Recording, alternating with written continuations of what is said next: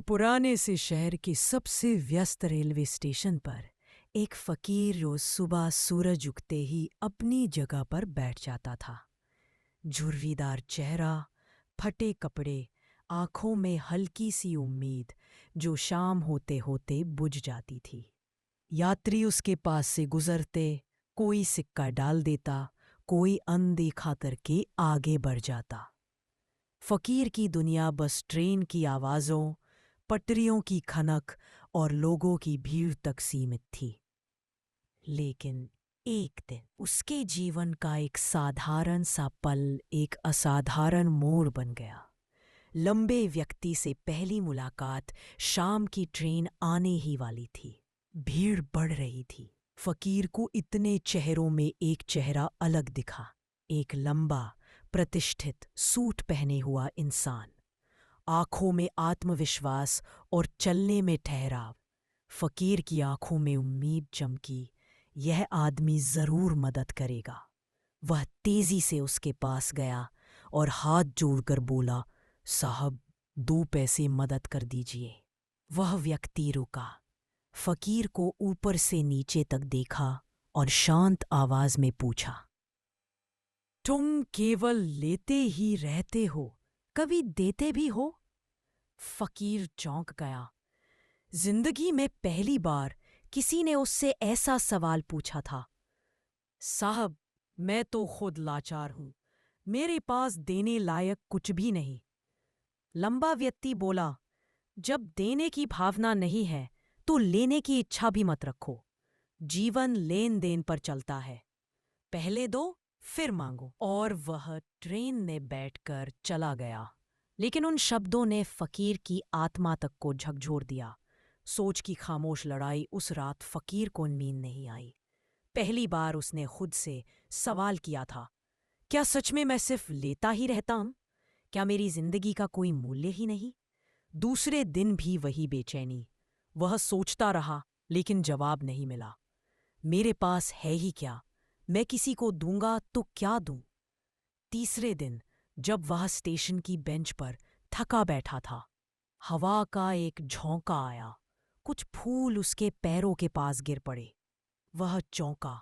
उसने देखा, स्टेशन की दीवारों के किनारे जंगली पौधों पर सैकड़ों रंग बिरंगे फूल खिले थे। और उसके भीतर अचानक एक ओह, देने के लिए चीज की नहीं, मन की जरूरत होती है। उसने धीरे धीरे कुछ फूल तोड़े, अपनी फटी जेब में रखे और पहली बार आत्मविश्वास से ट्रेन में चढ़ गया। फूलों का चमत्कार जैसे ही किसी यात्री ने उसे पैसा दिया, फकीर ने मुस्कुराकर कहा, साहब इन फूलों को स्वीकार कीजिए। यात्री पहले हैरान होते, फिर खुश होकर फूल ले लेते। फकीर के चेहरे पर पहली बार एक नई चमक आई। उसे लगा, आज मैं सिर्फ ले नहीं रहा, कुछ दे भी रहा हूं। कुछ दिनों में ही लोग उसे पहचानने लगे। अरे ये वही फूल देने वाला फकीर है। स्टेशन के बच्चे उसके पास रुकने लगे, युवक सेल्फी लेने लगे, औरतें मुस्कुराकर उससे फूल ले लेती। धीरे धीरे ऐसा होने लगा कि जब तक उसके पास फूल रहते थे उसे खूब पैसे मिलते थे, और जब फूल खत्म तो लोग भी आगे बढ़ जाते। अब उसे समझ आने लगा देने की ताकत क्या होती है। लंबे व्यक्ति से दूसरी मुलाकात एक सुबह। वह फिर ट्रेन में लोगों से मिल रहा था। अचानक उसकी नज़र उसी लंबे व्यक्ति पर पड़ी जिसने उसकी सोच बदल दी थी। वह दौड़कर उसके पास गया और कहा, साहब आज मेरे पास आपको देने के लिए फूल है। लोगों ने सोचा कि वह पागल हो गया है, लेकिन उन्हें क्या पता आज वह जन्म ले रहा था। अगले दिन वह स्टेशन पर नहीं आया। 6 महीने बाद शानदार वापसी। 6 महीने बाद स्टेशन पर 2 अमीर व्यापारी सूट बूट में खड़े बातें कर रहे थे। उनमें से एक आगे बढ़ा और बोला, साहब याद है, हम तीसरी बार मिल रहे हैं। दूसरा व्यक्ति चौंक गया। तीसरी बार? कब? पहला व्यक्ति मुस्कुराया। पहली, जब आपने मुझे दिया बिना पाने का नियम समझाया था।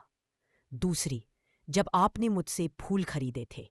और तीसरी, आज जब मैं एक सफल फूल व्यापारी बनकर आपके सामने खड़ा हूं। दूसरा व्यक्ति अवाक रह गया। तुम वही फकीर? लेकिन अब? वह बोला, हाँ साहब, वही फकीर, लेकिन अब मैं हजारों फूलों की खेती करवाता हूँ, दर्जनों दुकानों तक फूल सप्लाई करता हूँ और शहर में लोग मुझे फूल वाला साहब कहते हैं। उसकी आंखें चमक रही थी। आपने सिर्फ एक सलाह दी थी और उसी ने मेरी जिंदगी बदल दी। दोनों ने हाथ मिलाया और स्टेशन पर भीड़ के बीच 2 सफल जीवन आगे की ओर बढ़ गए।